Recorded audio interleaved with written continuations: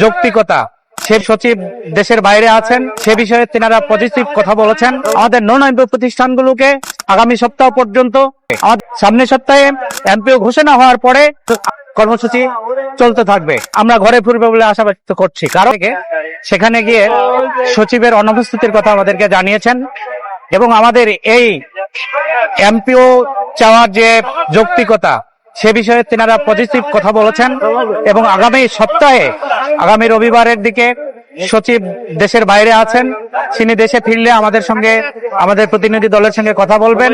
এ বিষয়ে তেনারা আমাদেরকে আশ্বস্ত করেছেন। আর আমাদের এই চলমান আন্দোলন অবশ্যই আগামী সপ্তাহ পর্যন্ত, আমাদের নন এমপিও প্রতিষ্ঠানগুলোকে এমপিও ঘোষণা না দেওয়া পর্যন্ত আমাদের এই অবস্থান কর্মসূচি চলতে থাকবে। সামনের সপ্তাহে সচিব সাহেব যখন অফিস করবেন সেই সময় আমাদেরকে, আমাদের প্রতিনিধি দলের সঙ্গে তিনি আলোচনা করার পরে এমপিও ঘোষণা হওয়ার পরে আমরা ঘরে ফিরবে বলে আশা ব্যক্ত করছি, কারণ আমরা গত 20 থেকে 25 বছর যাবত অন্যান্য এমপিও প্রতিষ্ঠান এবং সরকারি প্রতিষ্ঠান যেভাবে শিক্ষা দিয়ে থাকে, আমরা ঠিক একইভাবে বিনা বেতনে আমরা শিক্ষা দিয়ে আসতেছি।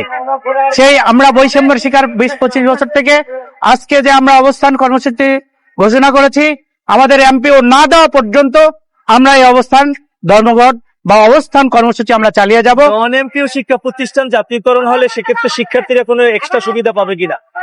অবশ্যই যখনই এমপিও ঘোষণা অথবা জাতীয়করণ হবে, অবশ্যই শিক্ষার্থীরা তারা এক্সট্রা সুবিধা পাবে এইভাবে যে সরকারি প্রতিষ্ঠানে শিক্ষকদের এবং ছাত্রদেরকে যে বিনা বেতনে, অনেক ছাত্রদেরকে বিনা বেতনে এবং স্বল্প বেতনে লেখাপড়া করানো হয় এবং শিক্ষকদের অবশ্যই তাদের মনোবল, যখনই একটা শিক্ষক বিনা বেতন থেকে বেতন পাবে, বেতন পাওয়ার পরে তেনারা যখনই অবশ্যই ভালো শিক্ষা দান করবে এবং শিক্ষা প্রতিষ্ঠানকে ভালোভাবে চালানোর জন্য আমরা সক্রিয় হব।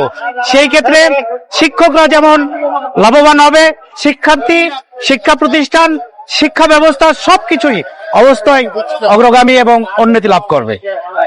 ভাই, প্রস্তুতি কি আপনি একজন শিক্ষক হিসেবে, মানে শিক্ষার্থীরা আসলে কতটুকু লাভবান হতে পারে?